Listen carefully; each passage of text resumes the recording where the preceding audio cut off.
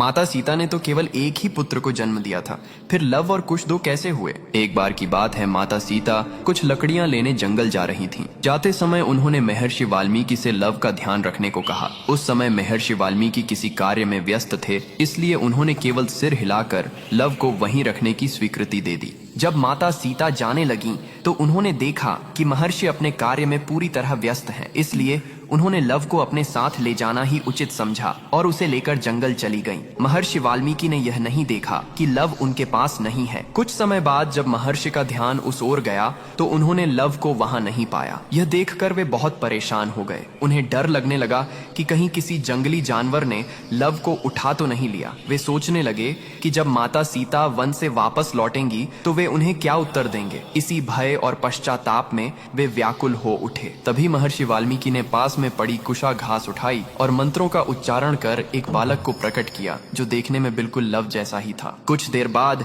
जब माता सीता वन से लौट कर आईं, तो महर्षि ने देखा कि उनके हाथ में लव पहले से ही मौजूद है। यह देखकर वे आश्चर्यचकित रह गए, लेकिन माता सीता उस दूसरे बालक को देखकर अत्यंत प्रसन्न हुई, क्योंकि वह बालक कुशा से उत्पन्न हुआ था, इसलिए उसका नाम कुश रखा गया।